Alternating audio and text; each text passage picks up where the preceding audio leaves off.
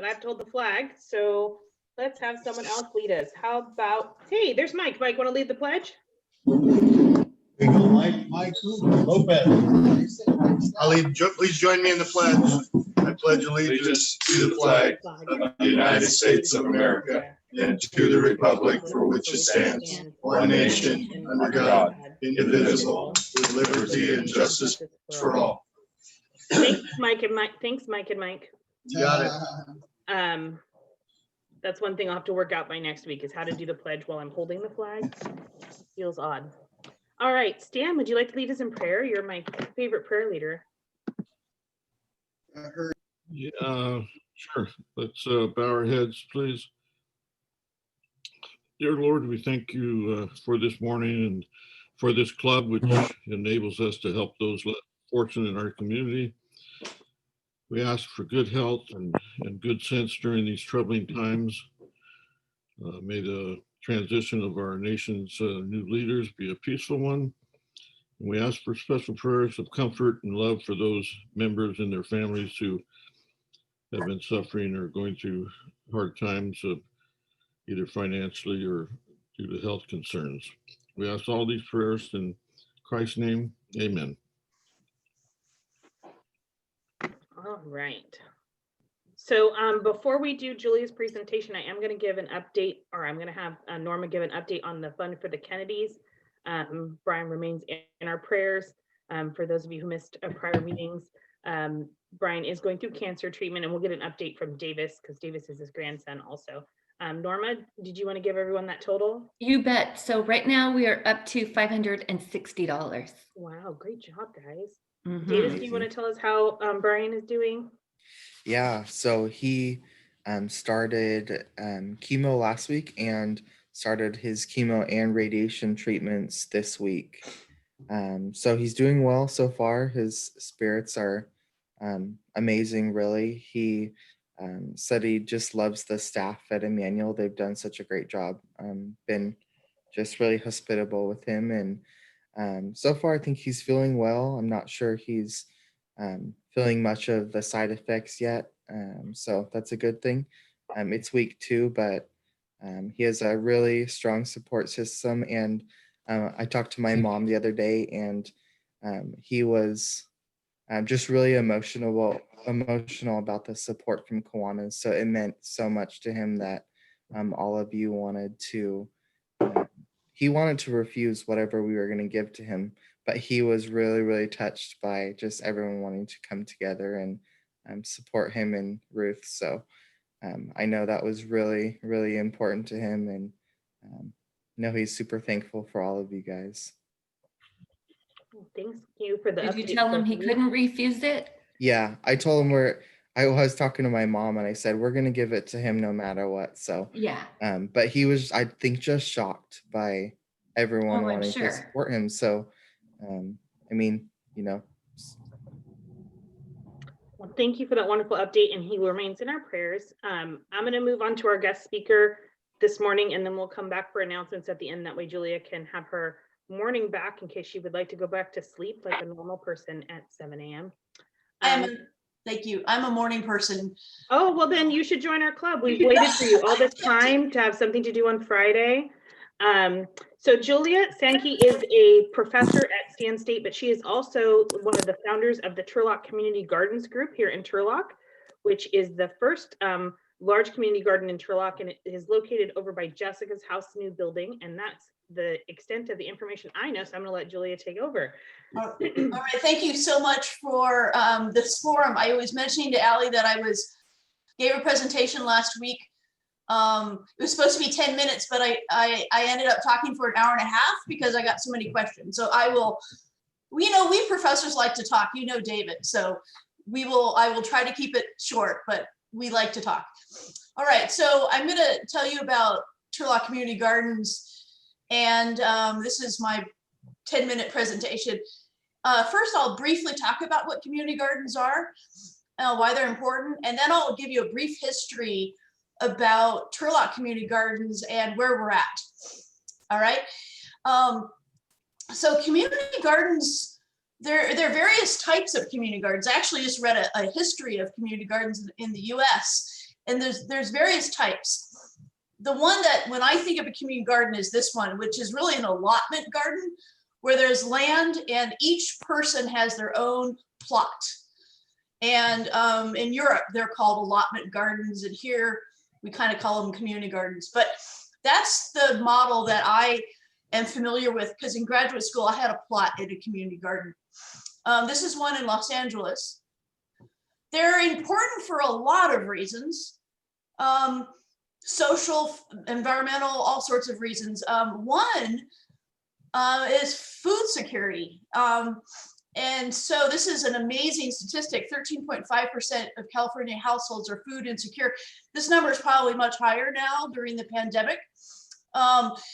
And this is was a study done in San Jose where they helped families learn how to grow vegetables, and vegetable intake doubled because of that.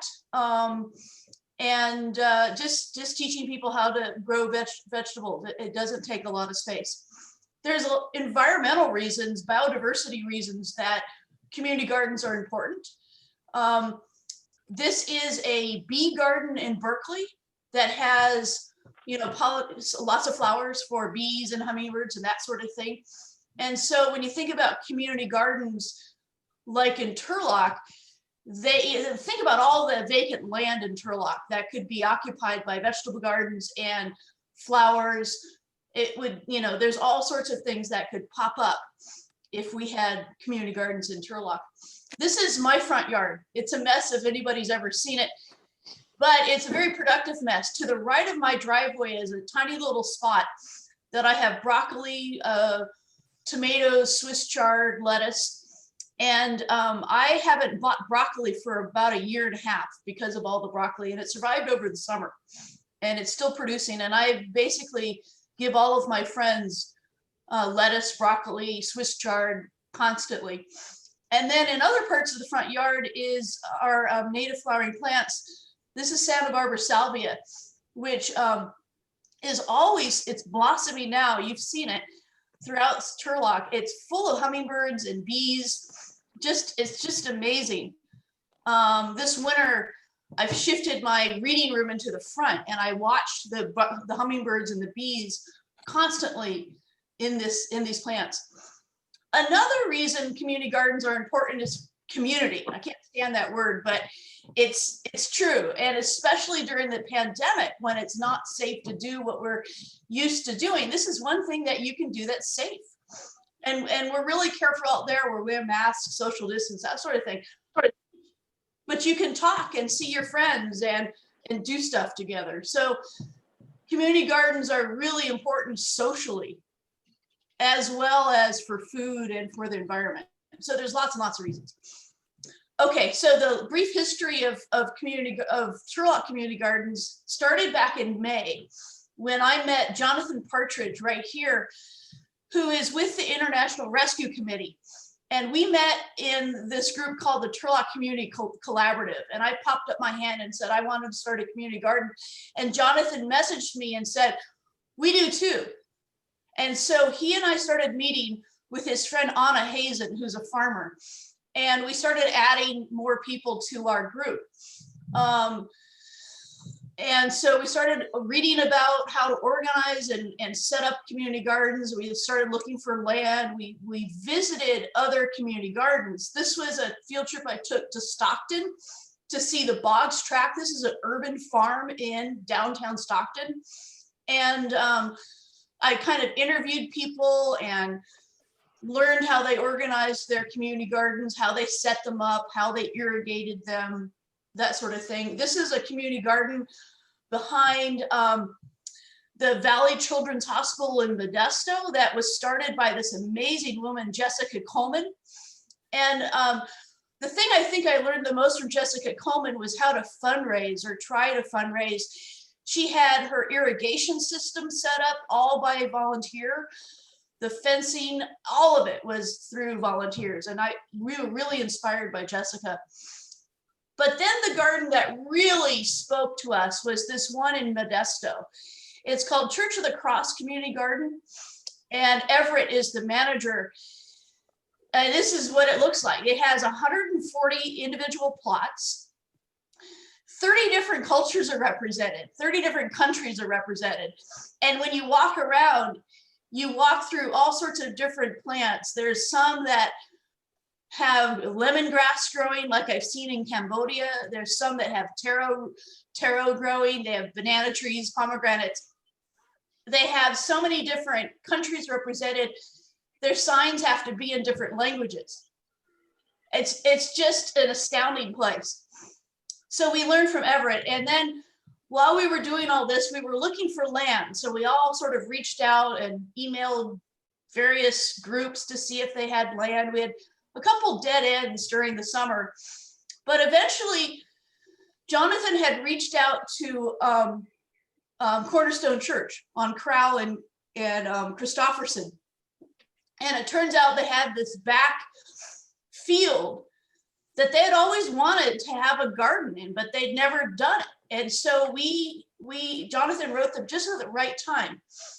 And so at the same time this was happening, we realized that in order to do this, we probably had to start a nonprofit. And we're like, oh, I don't want to do that. I don't know how to do that, and blah, blah, blah. So we ended up starting a nonprofit September 2020. And then we submitted our paperwork to be a tax exempt, and that's still in review. And so we have 8 people in our board of directors, a variety of people. This is the aerial photo of the land. The reason I loved it right from the start is it's 5 houses away from my house. And I'm like, yes, I can walk to the garden whenever I want. And I can roll my wheelbarrow down. I can keep an eye on things. But there were other reasons more important than my selfish reason. It's close to CSU Stanislaus, and so we envision students being involved. It's close to condos where people do not have land to garden. It's close to apartments, those apartments on Crowell where people don't have land to garden, and there's lots of reasons it was a good location. Anyway, so we spent a couple months working on a lease, and this is the day when we finally signed it with this amazing church member, Justin Marty. And what we'd been reading books on how to start community gardens, and everything we read gave us examples of leases, but they all said, ask for $1 a year and ask for a long lease. So we have a 3-year lease, and we expect to be there forever. And then we fundraised and paid a $1,000 deposit. So that was momentous. And then we got liability insurance, and then we started work. So this is the garden plan that Anna designed. There's 47 plots, 10 by 20. And we estimated that our costs we're going to be paying for water, and that's our biggest expense. And so based on what we assume we're going to be using on water, we're renting the plots for $120 a year to cover our expenses. They're all filled. They filled almost immediately, and there's a lengthy waiting list of 48 people. We had to stop adding people to the waiting list. There's an incredible hunger to get involved with community gardens. And so there are various people that have rented the plots. We reserved 5 plots for International Rescue Committee families. And we've been getting donations to pay for those plots for them. We have 3 plots reserved for the church. We have plots reserved for some student groups. But basically, they're just a whole variety of people. This is when we finally started preparing the garden. One of the church members has a bunch of nutshells. He works for a nut company, which he donated, and we used to line the paths. And so this is when we have, you can see the string. We have laid out the plots, and we're lining the paths with nutshells and alpaca manure on the plots. And so this is us working. We started work in November, basically on weekends for a couple hours each day with volunteers. And this is the day, the exciting day when the compost arrived. This is donated by Modesto and hauled in for free by Turlock Scavenger. And I asked for as much as they could possibly give us. We got 60 tons. And then I was faced with the task of how am I supposed to get it out to all of the plots? So anyway, we had this work brigade over the holidays. It was really fun, where we'd go out, a couple hours every weekend and work. And we eventually got it all finished. About a week ago, we finished moving all of the compost onto the plots. And so that's what we're doing here. I planted my plot almost immediately. I've been carrying water out to get the plants going. The next step is we're setting up our irrigation system. But this is us finishing moving the compost onto the plots. The field, the soil is very compacted, so we're going to have to spend some time getting the soil in good shape. By the way, this is the new Jessica's house. There's going to be good landscaping, nice playground, and then they'll be building a fence here. These are condominiums on the west side. And there's the aerial view of the garden as it basically stands to right now. The latest thing that happened were volunteers made these beautiful metal signs for each plot. And so they're all numbered, and we'll put names on each of the plots. And so the next thing we're going to be doing, and we've been fundraising for that, is we're going to install ourselves the drip irrigation system. And luckily, so Anna devised it, but her husband also is an engineer with TID, so he kind of is helping her, and we'll be starting that. I think they're planning on doing it February 6th. And so we're going to be, that's our last task. So right now, the first gardeners, we have the gardeners set up in waves. The first group of gardeners are going to be allowed out on February 1st. To start working their plots and planting. And then the second group will start March 1st and get their garden ready for, for spring and summer. Some of these people have never gardened before. Some of these people have gardened their whole lives. And so there's a mix of experience. The other thing that I'm kind of itching to do, everybody thinks I'm crazy, I really want to help other people start a second garden in Turlock. I don't particularly want to do it myself, but I definitely want to help others start a second garden and third and fourth and fifth and sixth. So what we're doing now. Hi, can I have a grande iced coffee? So my last point is what we're doing now is basically getting ready to set up the irrigation system. We fundraised enough for that. And then the next thing we'll be doing is fundraising for a shed, this short little fence, picnic tables to sit, have meals, to chat, to talk, to maybe have some workshops, some chairs, some shade, that sort of thing.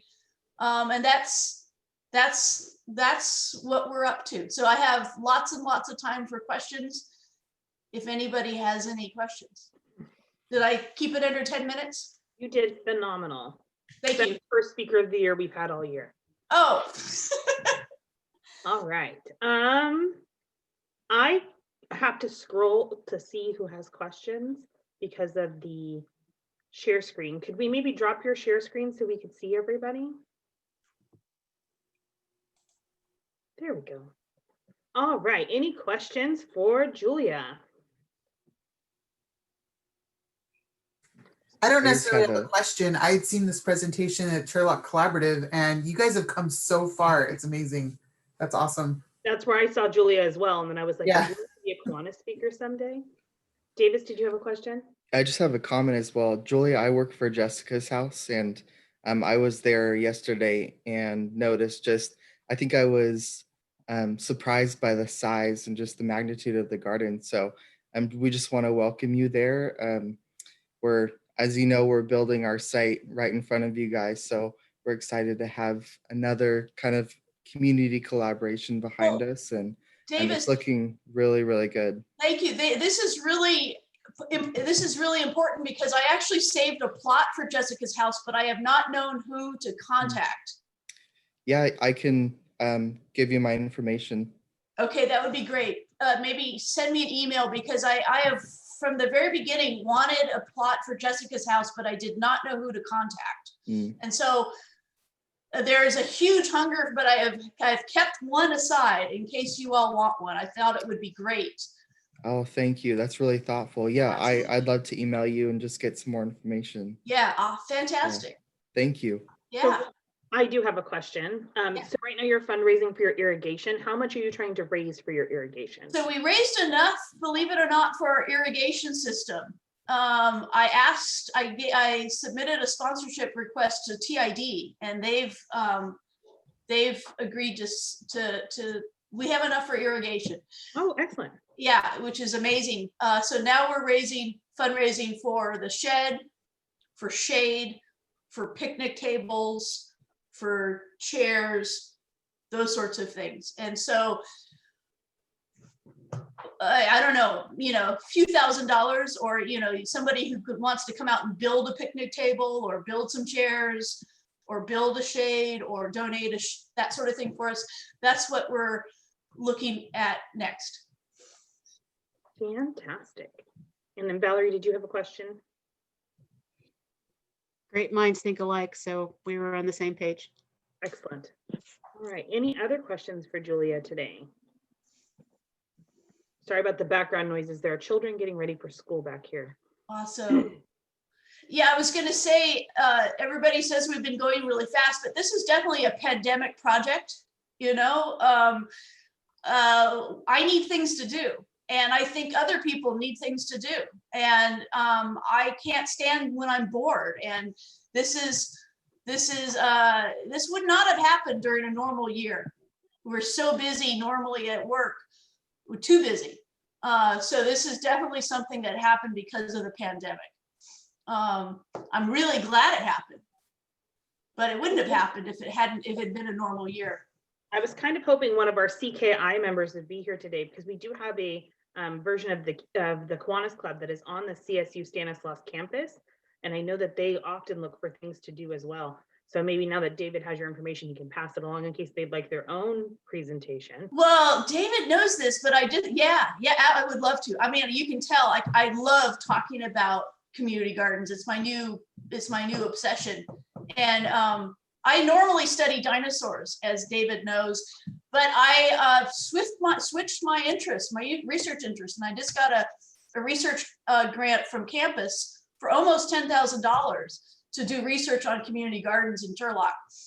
There's all sorts of reasons, socially, environmentally, that they're important. The reason it's happened so fast is we all need things to do. I think that's the answer to that.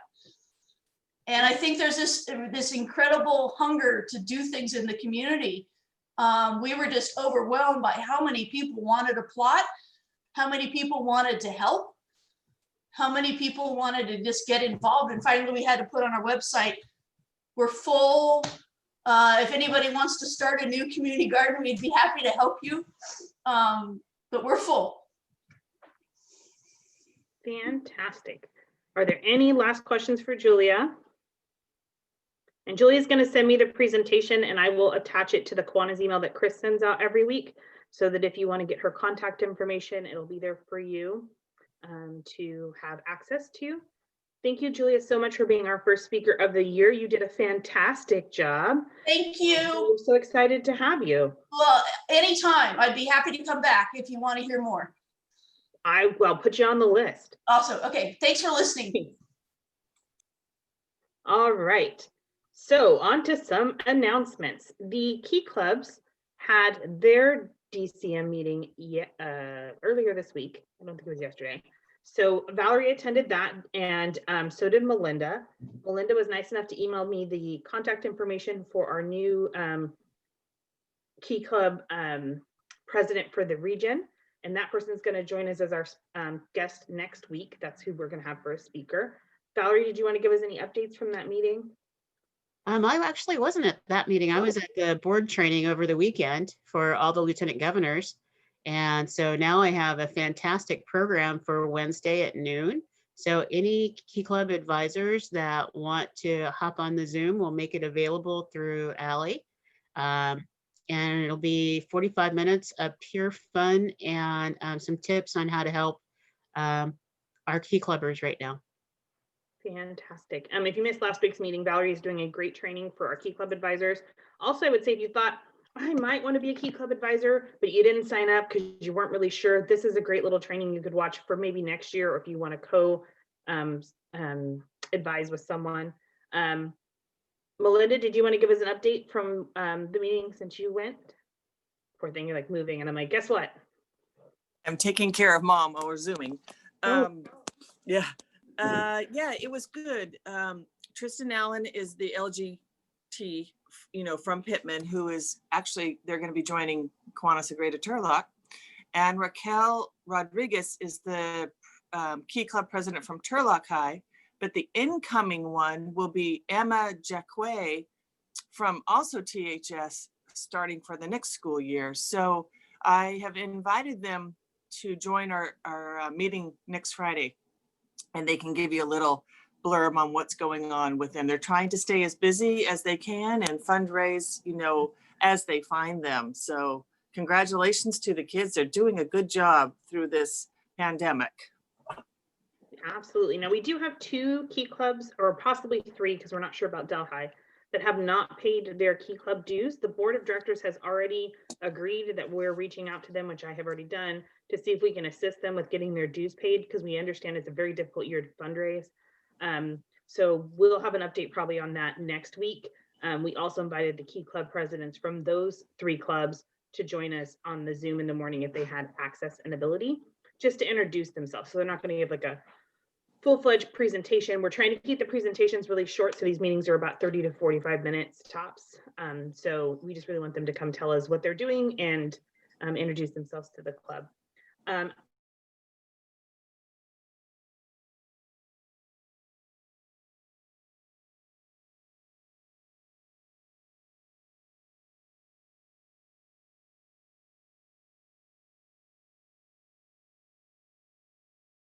Have any updates, because I believe that they are still on winter break. All right, there's a DCM meeting coming up. Lieutenant Governor Lori Rossman is with us today, so she can give us some updates and tell us about that. Good morning, everybody. Thanks for letting me join in this morning. It feels good to see faces, and I can't wait to see faces live again, even though I see some faces live down there, our little row group. My house is COVID-free, I'm happy to say. My husband went through from Christmas through New Year's, 2 weeks of COVID. I did not get it. I cared for him the whole time, and I did not end up getting it. I don't know how. I must have the antibodies or something. So he is COVID-free, and it feels good to have him kicked back out of the house again and back to work, because it's not fun being a nurse for a COVID patient, I'll tell you that. But he's doing fine. He's still got some after effects, but that's going to take a while to kind of get that cleansed out of his body. So we do have a DCM on Thursday. And we have a guest speaker. The Kiwanis Family House is going to be speaking, the executive director. And we also have our trustee is going to speak a little bit, because they are looking for somebody to be the trustee for our region. So that's coming up quickly. And pretty much that's it. That's all I've got to report. I just decided to jump in and kind of say hi to everybody and Happy New Year and see faces again. And I can't wait to get back out there again. Hopefully with vaccinations happening, we'll be able to do that. Absolutely. Thank you so much for joining us. You're welcome any Friday. That little rogue group, we don't see them. They're not there. Yeah. It's just like meeting together with your pod at your house. That's what I'm telling myself until further notice. If you want to attend the DCM, just shoot me a message if you are a club member, and I will get you the link when it is given to me so that you can join. I will be there, but we always like to have a couple members so that we have a good showing. The next thing on my list is I've had a couple people message me and say, oh my gosh, what about Maytini? Because we are Maytini friendly. And Mike gave an update at the last board meeting, and I don't know if he can hear us. Mike, are you live and in person? Do you want to give a quick update now? You're muted. Lance has to unmute you. Maybe not. All right, so he sent over a message. We do have the hall reserved. Oh, there he goes. There, Mike. Can you hear me? Update? Can you hear me? We can. I contacted Dave Gonzalez at Larza Hall. He said we have our date set. What's that date? I think it's May 3rd. 2nd, I think. May 2nd. First Saturday. Sorry about that. I should have been more prepared. But he was too busy talking. May 7th, I believe it is. No. Yeah, May 1st. May 1st. So anyway, he has a reserve. He doesn't hold much hope of it happening, but we are on the calendar. Okay, so that's what we know right now, for those of you who have sent me a text message.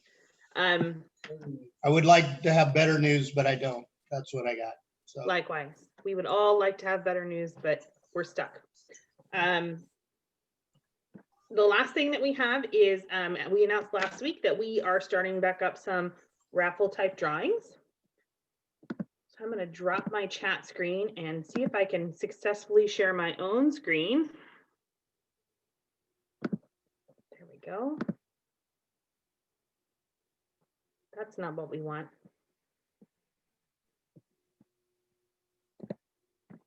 There we go. All right, can you guys see the wheel?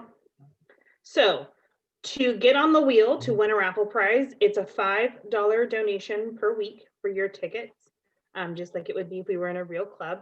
These are the people who have sent a donation and paid before yesterday to David Martin is collecting for this raffle. We have 3 things we're going to raffle today. And then also, if you had paid at the board meeting, you paid for 4 Fridays because we didn't do one last week. We're going to give you double entries on the last one of the month. In addition, we have a 50-50 going. You can enter that for $20. You send your money to David Martin. He will also pick up a check, or you can drop something off if you would like. That will be on the last meeting of the month, and it will be done the same way. So we have 3 things to raffle off today. The first one is we have a Google speaker that you can plug in your home, and you can talk to it and have it play music and different things. And so that is the first thing that we are going to raffle off. And Larry won that, which is so ironic because it's at Larry's house. Let me just tell you that is pretty funny. So we're going to pull Larry off here. So Larry, congratulations. Now you own a Google speaker. Feel free to donate it back again. If you don't want it at the next meeting, we'll raffle it again. Oop, this one does not count. Sorry, I clicked. Sorry, Norma. So then I was trying to update the wheel, but clearly I did not. There we go. So the next thing that we have to raffle off is I have a bottle of wine that was donated to be a Maytini prize for Maytini last year, and we didn't have a Maytini, so it's been sitting here nicely waiting for you. So we have a bottle of wine for Mike. So Mike, I will make arrangements with you to drop off a bottle of wine. All right, here we go. Some lucky person gets their $5 back. So we're going to do that one.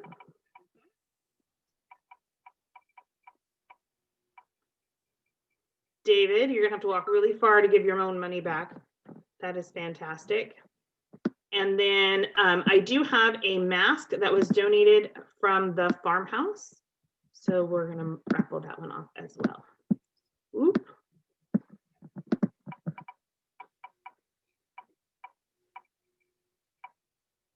Dennis won a mask. So I will text message Dennis and Mike for your 2 prizes that you have won this week. And congratulations, guys. If you want to enter the raffle, like I said, you can talk to David Martin and he will work that out for you. But we are super excited. And this is a way that helps us fundraise for our club when we can't be together. The Martins do accept Venmo currently. you can drop off a payment, you can pick up a payment. Norma, it can still take donations for the Kennedy family. If you just heard about it today and you're like, oh gosh, I missed my opportunity, you did not. We will get them to the right place. For those of you who missed last meeting, Norma is gathering the donations and has a card you can sign. She'll be getting this to Davis, who'll be doing all of the logistical, actual helping with the Kennedys. That's what I had on my list. Does anybody have something that I forgot or that they would like to announce? Just in case Angelina sees this, I'd like to light a fire under her behind so she can get me on the sign card for the bank so that hopefully we can set up the Kiwanis. That's the first thing on my to-do list for today. It was to text Angelina because I'm not on the account yet either. We're trying to get our bank account changed over. And the importance of that comes twofold. One is because David and I can't take things or drop things off right now, which is necessary, or sign checks. And the second one is once we have our bank account reset up, we're going to set up a Venmo specifically to go directly to our bank account so that you're not Venmoing a member who then has to like cut a check and deposit it. That's kind of a pain in the tush. I did that all the way through membership. Also, we have some new member applications coming in. If you need a new member application, you can send me a message and I will get that to you.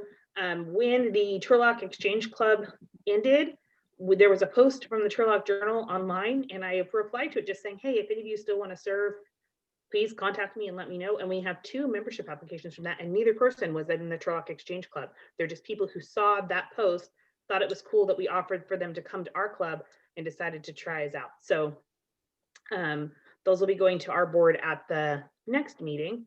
And if you have anybody you'd like to have join, they can join us via Zoom as well as a guest to try out a meeting to see if it's a good fit for them. Our next meeting is next Friday. If you want to join the DCM, let me know. And like I said, next week we'll have Key Club speakers. We hope to see everybody there. Valerie has a question. Oh, Valerie has a question. Actually, I was just sharing with you that our gala for the Midwinter Board is February 13th. Thank you all for donating a C's gift card through Norma. So our club is totally represented at the gala, and so we'll be listed as one of the sponsors. And we'll be doing a concert that anybody and everybody can join into. It's the Mike Torres Jr. Band, which is a local to Turlock band that will be giving a free concert, and they'll ask for money all the way through, guaranteed. But wanted to let you know that if you don't want to attend the gala, but you want to have a good time that night, they're going to be playing all kinds of dance music, every genre, via Zoom. So we're going to have a dance party. That sounds like fun. Also, if you have something you'd like to donate to the raffle that we're doing here, if you've traveled and you need to drop off your keychain or whatever it is you're donating to raffle, just send me a message and we'll make arrangements to get that from you, or we'll just announce what it is on the Zoom and you can hold it up and you can be responsible for dropping it off. But we do take donations for the raffle. The things we are raffling off right now, because I know someone out there is wondering, are things that got donated over the course of quarantine. People were still dropping me off things. Like I have Stan State masks and all sorts of stuff. I've been putting them all in a bag for you guys. So we're just gonna slowly use them for the first couple weeks here. So have a great Friday. Thank you all for being here. And so excited we have speakers now. Bye guys.